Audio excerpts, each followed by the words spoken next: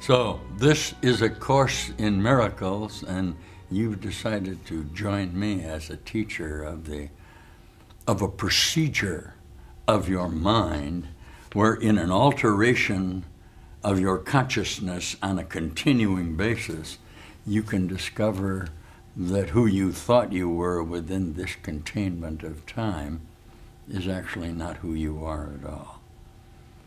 It's mind training, isn't it? For those of you who have never seen a video, and many of you have not, in the notation that it's possible for you right there as a human being, as defined in the occupation of that body, as a location of yourself within a figure, within a frequency of light energy association, that there's a continuing possibility for you to change your mind within your consciousness association of self about who you really are. And this is the miracle that I am a provision of for you if you should choose to accept it. Let's look at the basic teaching for just a moment. Okay, this from our Savior, Jesus Christ, who says to you in a very emphatic manner that all power is given unto you in heaven and earth. Will you say that to me? We might just as well begin to practice this, because what's going to occur today in the exercise of the change of your mind will show you a bright new reality that's going to surprise you.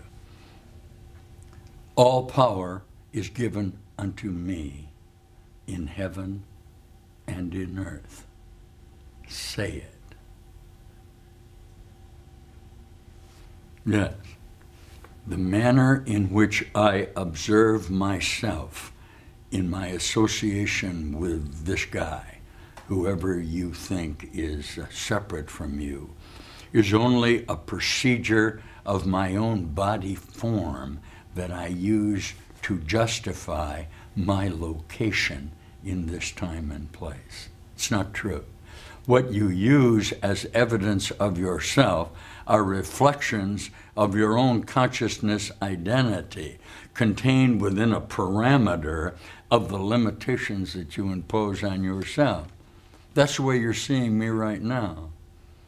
Some of you are always very happily surprised when you first begin to watch some procedure of mind training to discover that the images that you have been looking on within your own scope of consciousness-like identity begin to change. Do you see that? How did this come about? You began to practice.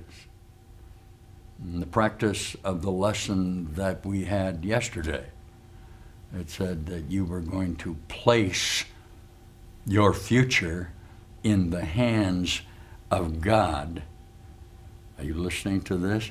Have brought you in to a new perspective of space-time association where you can see very plainly, say to me, I think I'm seeing the here and now. Say that to me. Yes. Okay. Yeah, I believe that you are. I believe if you're watching this vision of light association in a correspondence to this reflection, you may discover to your happy amazement that you're seeing here and now. Okay? Say to me, I am seeing here and now. Say that. Yes. So whatever procedure, was that long enough for you to say it? I'll wait a minute. I'm only seeing here and now. Say it. Yeah. Say to me, now is the only time that there is. There's not some other time. Now you're faced with a decision that you could make if you should choose to. All of the consciousnesses, associations of your mind that you have brought into this time and space are denying you access to the immediacy of the now. Okay? So what do? You're planning for a future in association with your past identities and living within that parameter of consciousness. And this is the video that we just completed, isn't it? That said to you, if you'll stand still for just a moment, you're going to be able to see the light that is all around you. We're going to review just for a moment the idea that you have actually placed the future, okay, in the hands of God. So you'll have no past reference on which to identify yourself, and you'll begin to have this experience. As soon as we conclude that, and I want to review this with you, as soon as we conclude I place the future in the hands of God, we're going to take up the idea that you're walking in love. Say to me, I intend to walk in love. You want to try that with me? Say, I'm in love.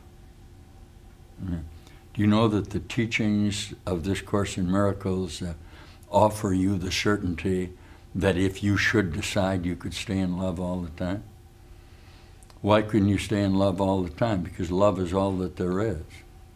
The problem you've always had in your here and now is your expression of gratitude for being here and now, which is difficult for you to do if you brought your old time factor with you and intend to correspond to the future, rather than recognize my offering to you that through placing the future in the hands of God, you can see for an instant that you represent the totality of the universe before time was and after it's over, and okay, your now collapses into this instant at which time you fall in love. Let's look together just for a moment at lesson 194.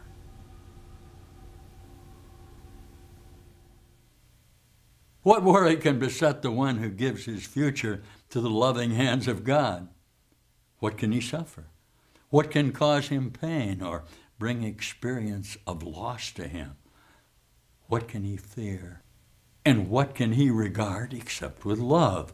For he who has escaped all fear of future pain has found his way to what? Present peace and certainty of care the world can never threaten. He is sure that his perception may be faulty, but will never lack correction. He is free to choose again when he has been deceived and to change his mind when he has made mistakes. Place then your future in the hands of God, for thus you call the memory of him to come again, replacing all your thoughts of sin and evil with the truth of love. Think you the world could fail to gain thereby, and every living creature not respond with healed perception? Who entrusts himself to God has also placed the world within the hands to which he has himself appealed for comfort and security. He lays aside the sick illusions of the world along with his and offers peace to both. Now we are saved indeed, for in God's hands we rest untroubled, sure that only good can come to us. If we forget, we will be gently reassured.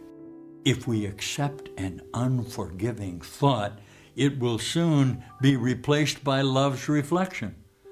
And if we are tempted to attack, we will appeal to him who guards our rest to make the choice for us that leaves temptation far behind.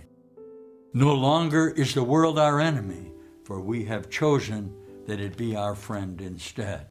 And we place the future in the hands of God.